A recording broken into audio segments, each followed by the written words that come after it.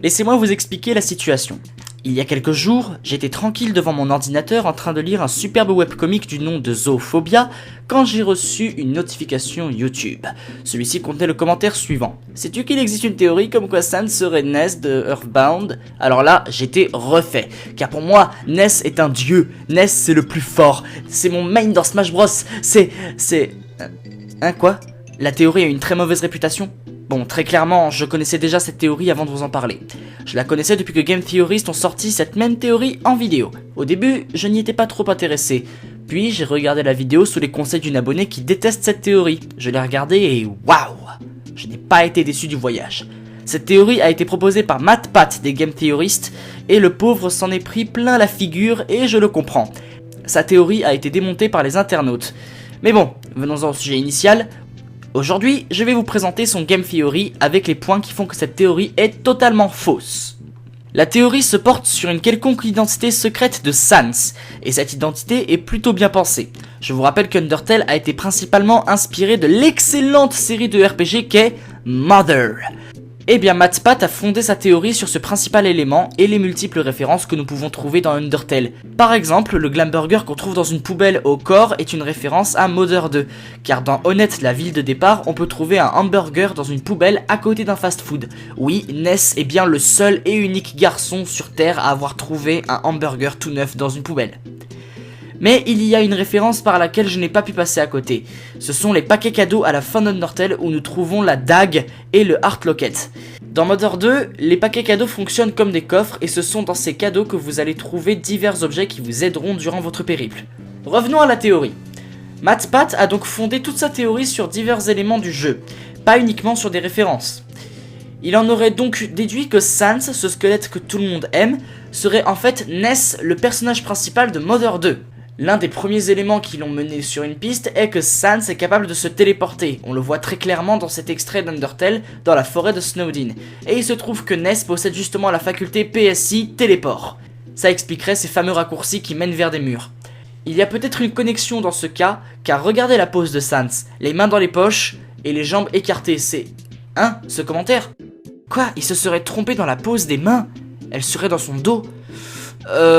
Quand je vois ce sprite, je ne trouve pas que Sans a les mains dans le dos, je suis désolé. Enfin bref, la pose de Ness est vraiment très similaire à celle de Sans. Et c'est également comme ça qu'il se tient dans la plupart des magazines qui présentent le jeu. Même Sir Pello, l'auteur d'une des animations les plus connues d'Undertale, a fait la connexion. Regardez, c'est une des frames de seconde où Ness apparaît dans le corps de Sans quand il se... Ah, c'est un troll. Je sais. D'ailleurs, il se trouve que la vendeuse de Snowdin vous parle de Sans et Papyrus. En gros, elle vous dit que ces deux-là seraient apparus en même temps comme par magie. Je pense qu'on peut du coup les considérer comme étant des jumeaux. Et des jumeaux, on en a dans Mother 3. Et oui, il s'agit des frères jumeaux Lucas et Klaus. En parlant de Papyrus, il y a une autre référence sur lui dans le jeu. Regardez son sprite de combat. Il se trouve qu'il y a un tout petit truc qui fait de lui une référence à Mother. Vous avez trouvé ? Bravo! Le petit logo présent sur son armure est une référence au Starman, les sbires de Gigas dans Earthbound ou Mother 2. Sa pose est également très suspecte car elle rappelle également celle du Starman quand il vous combat. Maintenant, les éléments cruciaux qui posent la cerise sur le gâteau de cette théorie, la salle secrète de la maison des squelettes. Dans cette salle, on peut trouver des indices qui nous mènent vers la théorie. Sur le comptoir, on peut trouver des photos de Sans avec des gens que nous ne reconnaissons pas. Sans a l'air heureux sur ces photos. On peut donc en déduire que ces photos sont en fait les photos des crédits de fin de Mother 2. On peut y voir Ness heureux avec ses amis. Autre chose, sur le comptoir, on peut aussi voir des blueprints avec une écriture un peu étrange. Et dans Mother 2, les Mr Saturn, vous savez ces petites créatures avec un gros nez là dans Smash Bros. Eh bien dans Mother 2, ils sont connus pour avoir une écriture assez complexe, et très difficile à lire d'ailleurs. Puis, on peut voir autre chose dans la salle, un badge. Quel genre de badge, vous allez me dire? Un badge d'arène?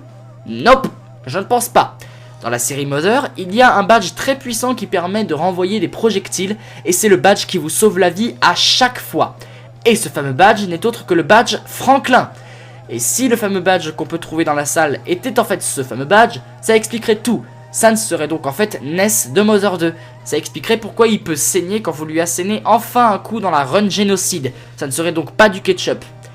Mais il reste un tout dernier élément et celui-ci repose sur le Dr Andonuts de Mother 2. Il se trouve que ce cher monsieur a créé une machine permettant de voyager dans le temps afin d'aider Ness et compagnie pour sauver le monde. Mais cette même machine a un défaut, elle ne peut pas transporter de matière organique. Alors Ness, Paula, Jeff et Pooh décident de mettre leurs âmes dans des robots pour emprunter la machine, affronter Gigas dans le passé et sauver le monde. Et bien peut-être que Sans a dû un jour emprunter cette machine en tant qu'humain et en subir les conséquences. Ça serait pour ça qu'il parle de revenir en arrière durant le combat en génocide. Il se trouve d'ailleurs que lorsqu'il vous dit qu'il va chez Grillby's et qu'il vire vers la gauche quand vous l'avez tué, on ne voit pas s'il est vraiment mort. Car tout monstre qui vient à se faire tuer se transforme en poussière. Certes, on entend le bruit de désintégration, mais il faut quand même se poser la question. Serait-il en train d'agoniser en tant qu'humain? Est-ce que Sans est vraiment mort? Bon, je pense avoir cité le plus important. Maintenant, nous allons parler des points négatifs, et je vais vous les citer un par un. Par contre, je tiens à vous prévenir, certains points négatifs sont tirés du forum du wiki d'Undertale, et d'autres de groupes Facebook Undertale sur lesquels je leur ai demandé de m'en citer quelques-uns. Et j'en ai reçu que 4 ou 5, dont certains qui étaient répétitifs. Donc voici les points négatifs. Dans la salle secrète de la maison de Sans et Papyrus, on peut voir Sans sur les photos. Mais comment peut-on reconnaître Sans si c'était Ness sur les photos? Sans ne porte pas de t-shirt rayé ou de casquette, si? D'après la théorie, Papyrus serait en fait un Starman à cause du logo présent sur son armure.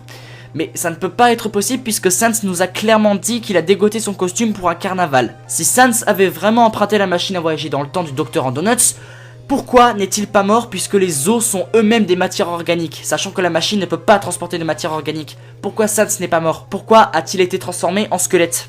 Si Sans était vraiment Ness, d'où vient Papyrus si c'est son frère? La vendeuse du magasin de Snowdin nous a bien dit qu'ils étaient tous les deux apparus en même temps. Alors d'où vient Papyrus? On l'a trouvé dans une rivière? Bon, ce sont les seuls points négatifs que j'ai pu regrouper malheureusement. Néanmoins, je vous invite à mettre les trous que je n'aurais pas remarqués dans les commentaires. Ça permettra du coup de faire de la théorie Sans égale Ness vraiment un gros caca. Comme ça, un gros putain de caca. Ainsi se termine la vidéo sur la théorie Sans égale Ness, mais ne quittez pas la vidéo tout de suite. Sachez qu'il y a un moment sur ma page Facebook, j'ai parlé d'une vidéo en particulier où il vous faudrait beaucoup, mais vraiment beaucoup de patience. Eh bien j'ai une bonne nouvelle pour vous, je vais vous révéler sur quel sujet la prochaine vidéo Undertale va être traitée. Cette vidéo sera sur